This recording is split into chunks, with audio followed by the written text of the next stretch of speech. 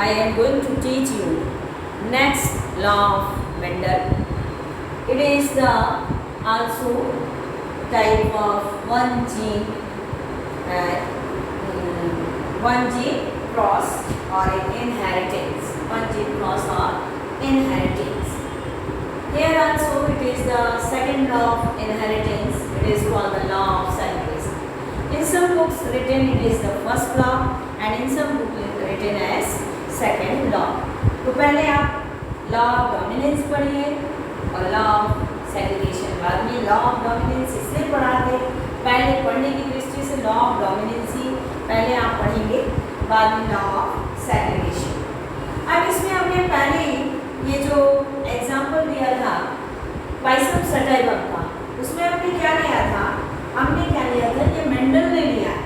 Mendel ने पहले true breeding tall plant को और ट्रू ब्रीडिंग डॉग प्लांट को लिया बाइसम सटाइवम का और इनके में क्रॉस कराया. क्रॉस कराने के बाद ये क्रॉस कराने में क्या हुआ, जब क्रॉस कराया गया पहले गैमेट बना टॉल का. ये टॉल जो ट्रेट है इसको हम ट्रेट भी कह सकते हैं, कैरेक्टर भी कह सकते हैं और बिहेवियर भी कह सकते हैं. तो टॉलनेस क्या हो गया, ये ट्रेट. अब इस एलिल के दो गैमेट बने, पेयर ऑफ कंट्रास्टिंग कैरेक्टर या पेयर ऑफ जीन्स को हम एलिल्स कहते हैं. तो ये क्या हो गया, इनके गैमेट्स दोनों अलग हो गए. गैमेट फॉर्मेशन में टी ये इधर यहाँ भी ये दोनों अलग. ये कहाँ बन रहा है, पेरेंट्स. अब इसके बाद क्रॉस हुआ. क्रॉस करने में क्या देखेंगे आप, ये कैपिटल टी इस स्मॉल टी से एक बार करेगा, फिर ये कैपिटल टी इस स्मॉल टी से करेगा. ध्यान दीजिए, एक बार इस स्मॉल टी से एक बार इस स्मॉल टी से क्रॉस. तो फॉर्मेशन क्या हुआ, कैपिटल टी और स्मॉल टी, कैपिटल टी और स्मॉल टी. ये अब ये according to law of dominance ये क्या हो रहा है, टॉलनेस ये दिखता है. यहाँ इस गैमेट से भी हम क्रॉस कराएं, इसका भी इसी तरह का रिजल्ट आया, कैपिटल टी और small T, capital T small T. यानी in F1 generation all plants are tall. सारे प्लांट जो है हमको टॉल दिखाई देते हैं. तो ये टॉलनेस जो दिखाई दे रहा है मॉर्फोलॉजिकली बाहर से जो दिखाई देती है, सारे टॉल दिखाई देते हैं, इसे हम कहते हैं जो है law of dominance. Law of dominance क्यों कहेंगे, क्योंकि जो टॉलनेस कैरेक्टरिस्टिक है वो डॉग पे जो है उसको डॉग को दबा दे रहा है, सिर्फ अपने को ही एक्सप्रेस कर रहा है. तो इसीलिए हम इसको डोमिनेटिंग कहते हैं. ऐसे भी हम कहते हैं ये प्रभावी है और ये अप्रभावी है, यानी डोमिनेंट जो है अपना प्रभाव यहाँ पे दिखा रहा है, जिससे ऑल टू ऑल प्लांट्स जो हैं ये टॉल. यह F1 जनरेशन में 100% सब टॉल हुए. कहीं कहीं लिखा होगा ये कि hybrid tall, it is written as hybrid tall. Hybrid tall का मतलब इंटरमीडिएट, बहुत लंबा नहीं बहुत छोटा नहीं, लेकिन सब के सब टॉल ही होंगे. ओनली वन जीन ही अपना कैरेक्टर एक्सप्रेस करता है. अब नेक्स्ट चलते हैं. नेक्स्ट में फिर हम इनको सेल्फ पॉलिनेशन कर देते हैं. इसको हम लिखते हैं सेल्फ क्रॉस. ऐसे आप कर सकते हैं यहाँ पे इस तरह से सेल्फ क्रॉस. इसको हम छोड़ दें इन सब को, खाली हम इन्हीं दोनों को लें. कोई जरूरी नहीं है कि सारे को हम आपको क्रॉस कराने निकालें, तो ओनली दो को लेके हम क्रॉस कराएं. अब इन दो को क्रॉस कराएंगे तो फिर क्या होगा, इनके गैमेट अलग होंगे. ये हमने लिखा है गैमेट्स फॉर्मेशन, इधर इसका भी गैमेट हमने लिखा है और ये पन्नेट स्क्वायर को यूज किया फॉर द रिजल्ट, जिससे कि आसानी से हमें ये रिजल्ट मिल सके. तो एक जगह हमने ये मेल गैमेट का सिंबल बनाया है. मेल गैमेट का ये सिंबल होता है इस तरह से और फीमेल गैमेट का ये सिंबल बनाया है. एक तरफ फीमेल गैमेट है, एक तरफ मेल गैमेट है और ये हम पन्नेट स्क्वायर, पन्नेट साइंटिस्ट जो है इस स्क्वायर को उन्होंने इन्वेंट किया for the study of the inheritance, जिसे इजीली हम कैलकुलेट कर सकें जो है कि हम किस तरह से इसका रिजल्ट निकालें. क्योंकि बार बार इस तरह से एरो लगाने से कंफ्यूजन क्रिएट होता है। तो नेक्स्ट जब हम एक्टिव जनरेशन में जाते हैं तो देखिए सेल हम क्रॉस कराते हैं तो ये गैमेट फिर अलग हुए, एट दिस टाइम दोनों गैमेट फिर अलग हो गए, capital T small T, capital T small T. अब जब हम क्रॉस कराएंगे तो देखिए प्रोबेबिलिटी क्या है क्रॉस कराने पे, इनका इनसे क्रॉस करा देते हैं, इसको इससे कराए कैपिटल टी, इसका इससे क्रॉस कराए ये हुआ, फिर उसके बाद इसे ये और तो ये क्रॉस नहीं, यहाँ पे हम इसको मल्टीप्लाई बोलेंगे क्रॉस नहीं, क्योंकि क्रॉस तो यहाँ कराए, ये क्रॉस का मतलब क्या हुआ पॉलिनेशन कराए, पॉलिनेशन के बाद जब ये गैमेट का फॉर्मेशन है यहाँ इनको तो ये गैमेट बनते हैं, पहले गैमेट बनेंगे फिर क्या होगा फर्टिलाइजेशन होगा यानी फ्यूजन होगा, एक गैमेट दूसरे गैमेट से फ्यूज होगा तो इसको मल्टीप्लाई कहते हैं। तो ये टी और फिर ये टी, ये क्या है प्रोबेबिलिटी है कि यह कैपिटल टी इस कैपिटल टी के साथ फ्यूज हो जाए, यह टी इसके साथ फ्यूज हो जाए, फिर ये टी इसके साथ फ्यूज होगा, यह टी इसके साथ। अब रिजल्ट में आप क्या देख रहे हैं, देखिए कि कैपिटल टी 1 मिला, एक कैपिटल टी स्मॉल टी, एक कैपिटल टी स्मॉल टी, ये 2 मिले और स्मॉल टी डॉट ये 1।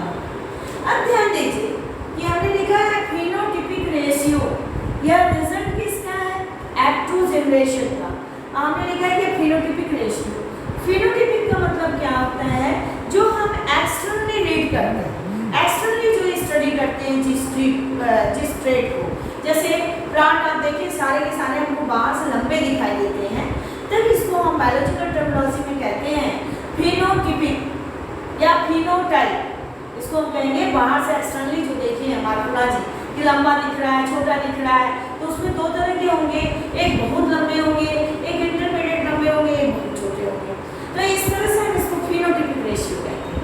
फिनोटिपिक रेशियो में देखिए टॉल प्लांट्स हमको 3 मिले 1, 2 और 3।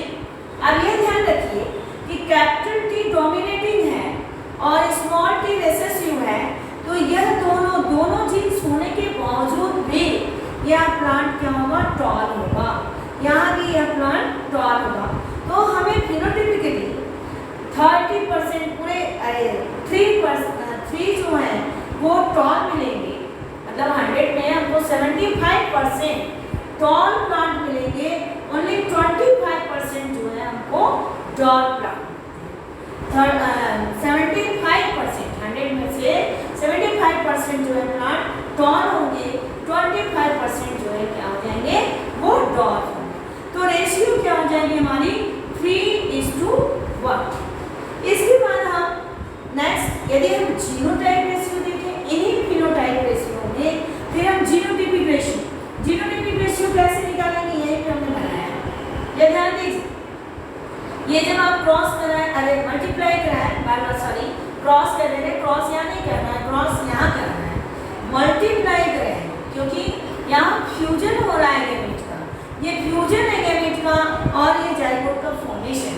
तो जब हम फ्यूजन करा रहे हैं तो देखिए यहाँ पे क्या हो गया, ये ट्रू टॉल एकदम प्योर टॉल है, लिखा होगा प्योर टॉल, तो प्योर टॉल हो गया, ये जिसका रेशियो आया 1, ये 1 है, और ये capital T small T sure है ये इंटरमीडिएट होगा, तो ये हो गया 2, ये लिखा है हमने, फिर 1 जो है ये डॉट हो गया। अब ये क्वेश्चन उठता है कि हम कैसे फिनोटिपिक और जीनोटिपिक देखें, अब तो प्लांट लगाए नहीं, आप इसी पन्नेट स्क्वायर से देख के गेस कर सकते हैं।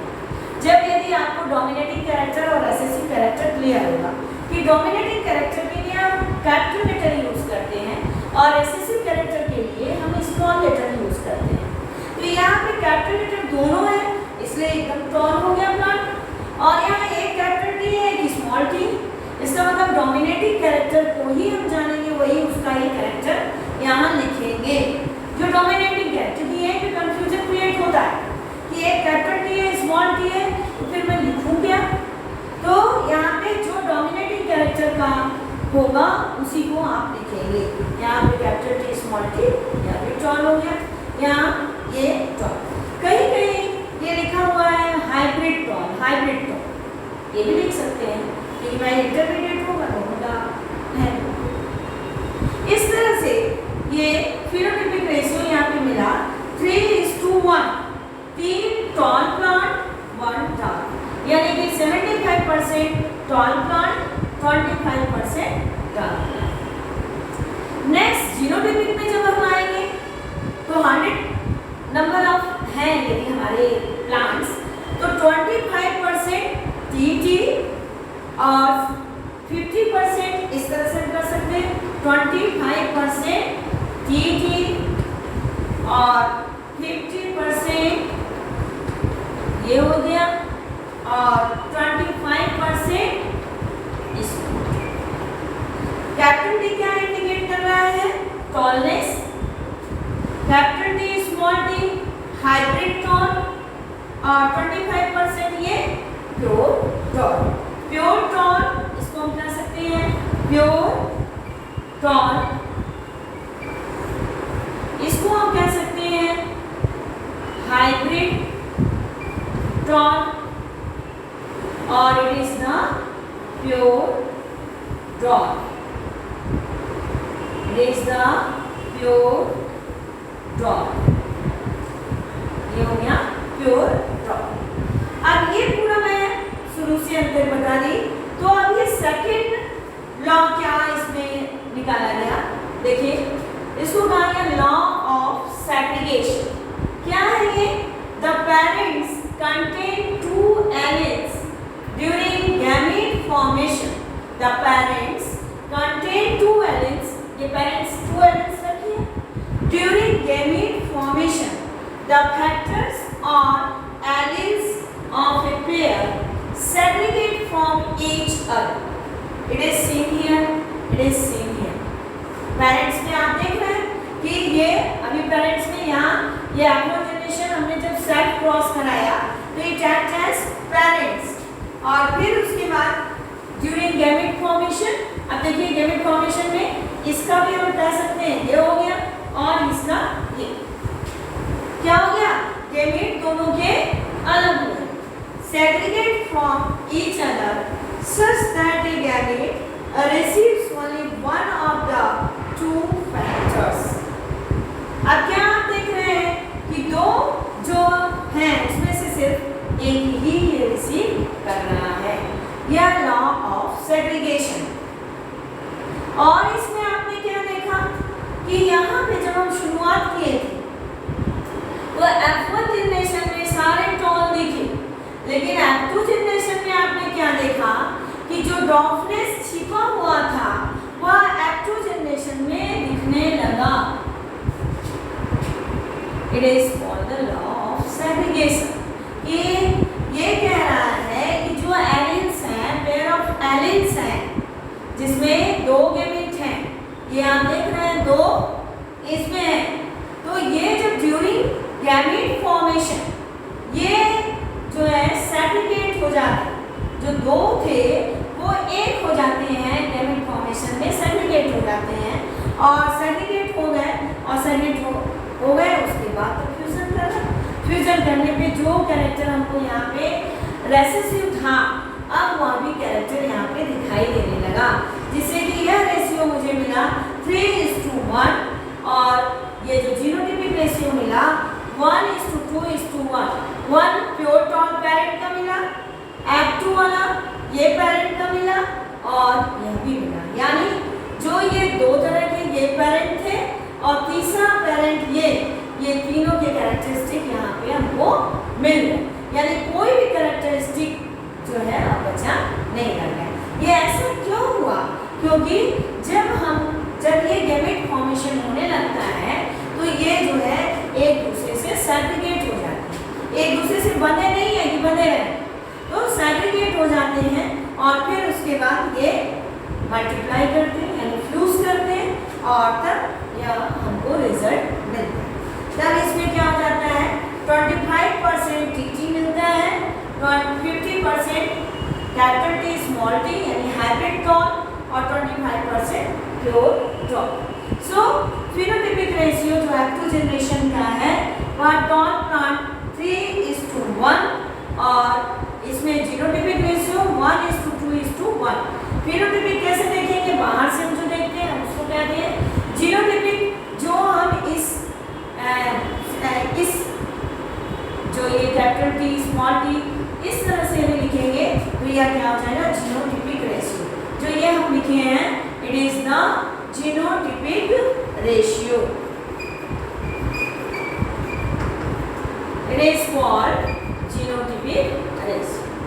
तो ये क्या हो जाएगा कि मेंडल की वन जीन क्रॉस इनहेरिटेंस से हम दो लॉ को पोस्टुलेट करते हैं, दो लॉ को निकालते हैं। एक तो है लॉ ऑफ डोमिनेंस और सेकंड है law of segregation, law of segregation. यह मोनोहाइब्रिड क्रॉस से ही यह दोनों दिखाते हैं, दोनों लॉ। एक ट्रेट हम लेते हैं, यदि एक ही ट्रेट लेके क्रॉस कराएंगे तो ये दोनों हमको मिल जाएगा, law of dominating and law of segregation. ये जो है मेंडल का ही एक्सपेरिमेंट है और उन्हीं के रिजल्ट के आधार पे ये लॉ को बनाया गया है। तो ये दो लॉ है जो कि दिखाई दे रहा है। इन्होंने यही कहा है कि एटमॉन जनरेशन में जो डोमिनेटिंग कैरेक्टर है वह दिखाई देता है, तो ये लॉ ऑफ डोमिनेंस रखा गया। और फिर जो कैरेक्टर छिपा हुआ है वह फिर एक्टिव जनरेशन में दिखाई देने लगेगा, यानी वह कैरेक्टर कहीं छुप नहीं जाएगा, फिर अपने आप को शो करता है, तो ये कहलाता है लॉ ऑफ सेग्रीगेशन। ये होता क्यों है, क्योंकि ड्यूरिंग गैमेट फॉर्मेशन ये गैमेट जो है एक दूसरे से अलग हो जाते हैं, इसलिए यह एक्टिव जनरेशन में अपने प्रभाव को दिखाने लगते हैं। So it is called the law of segregation.